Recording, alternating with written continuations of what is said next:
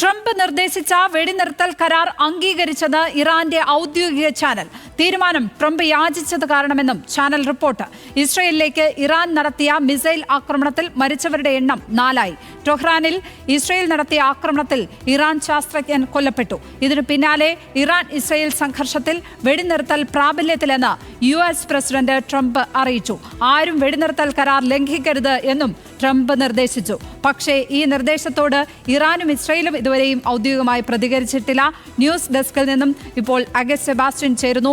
സെബാൻ, ഇറാന്റെ ഔദ്യോഗിക വാർത്താ ചാനലാണ് ഇത്തരത്തിൽ പറയുന്നത്. അമേരിക്ക ട്രംപ് യാചിച്ചതുകൊണ്ട് വെടിനിർത്തൽ കരാർ അംഗീകരിക്കുന്നു എന്നുള്ളത്, ഇതിനെ ഇറാന്റെ ഒരു ഔദ്യോഗിക വേർഷനായി സ്ഥിരീകരണമായി കാണാമോ? ലക്ഷ്മി, ഇത് സംബന്ധിച്ച് കൂടുതൽ വ്യക്തത വരേണ്ടതുണ്ട്. അതിലേക്ക് കടക്കുന്നതിന് മുമ്പ് ഏറ്റവും പ്രധാനപ്പെട്ടൊരു വാർത്ത, അതായത് നേരത്തെ ട്രംപ് പ്രഖ്യാപിച്ച വെടിനിർത്തൽ നിർദ്ദേശം, അതായത് ഇറാനും ഇസ്രായേലും വെടിനിർത്തൽ അംഗീകരിച്ചു എന്ന് അദ്ദേഹം നേരത്തെ ട്രൂത്ത് സോഷ്യൽ എന്ന അദ്ദേഹത്തിൻ്റെ സമൂഹ മാധ്യമ അക്കൗണ്ട് വഴി പറഞ്ഞിരുന്നു. ഇപ്പോൾ അദ്ദേഹം വീണ്ടും പറഞ്ഞു അത് വെടിനിർത്തൽ പ്രാബല്യത്തിൽ വന്നതായി ട്രംപ് ഇപ്പോൾ പറയുന്നു. അപ്പോൾ ഈ വെടിനിർത്തൽ നേരത്തെ പ്രഖ്യാപിച്ച സമയത്ത് ഇറാനിയൻ വിദേശകാര്യമന്ത്രി അബ്ബാസ് അറാക്ചി പറഞ്ഞത് അത്തരത്തിലൊരു അറിവും ഫോർമലായ ഒരു അറിവും നമുക്കില്ല എന്നാണ് പറഞ്ഞത്.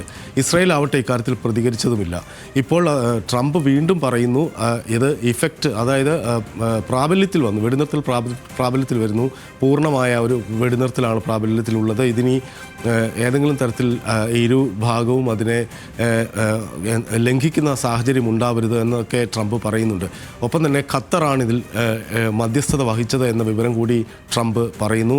നമുക്കറിയാം ഖത്തറിലെ അമേരിക്കൻ എയർബേസിന് നേരെയാണ് ഇന്നലെ രാത്രി ഇറാൻ്റെ ഭാഗത്തു നിന്ന് വലിയ മിസൈൽ ആക്രമണം ഉണ്ടായത്. ഇന്ന് അതിനുശേഷം മണിക്കൂറുകൾക്ക് ശേഷമാണ് വെടിനിർത്തൽ പ്രഖ്യാപനവും ട്രംപ് നടത്തുന്നത്. എങ്കിലും ഇസ്രായേലും ഇറാനും തമ്മിൽ ഇപ്പോഴും വലിയ തോതിൽ അങ്ങോട്ടും ഇങ്ങോട്ടും ഇറാനിൽ നിന്ന് ഇസ്രായേലിലേക്ക് മിസൈൽ ആക്രമണം ഉണ്ടാകുന്നു. ബേർഷെബയിലെ ഒരു അപ്പാർട്ട്മെൻറ്റ് സമുച്ചയത്തിന് നേരെ ആക്രമണം ഉണ്ടായി.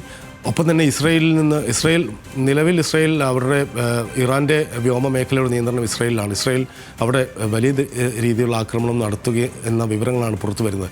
അപ്പോഴാണ് ഇറാനിയൻ ഔദ്യോഗിക ചാനലായ ഇറിൻ പ്രസ്താവന നടത്തുന്നത്, അല്ലെങ്കിൽ ഇങ്ങനെ വാർത്ത പുറത്തുവിടുന്നത്, അതായത് വെടിനിർത്തൽ അംഗീകരിക്കുന്നു, അത് അമേരിക്കൻ പ്രസിഡന്റ് ഡൊണാൾഡ് ട്രംപ് യാചിച്ചത് കൊണ്ടാണ് അങ്ങനെ ചെയ്തത്. അതായത് ഇറാൻ ഇക്കാര്യത്തിൽ ഇറാൻ്റെ നിലപാട് ഒരു തരത്തിലുള്ള കീഴടങ്ങലിനും തയ്യാറല്ല എന്ന നിലപാട് ഉയർത്തിപ്പിടിച്ചു എന്ന സന്ദേശം നൽകാനാണ് ഇറാൻ്റെ ഔദ്യോഗിക മാധ്യമം ശ്രമിക്കുന്നത് എന്നതും ശ്രദ്ധേയമാണ്. ലക്ഷ്മി പത്മ. ശരി, അഗസ്റ്റ് സെബാനാണ് ഇപ്പോൾ വിവരങ്ങൾ പങ്കുവച്ചത്.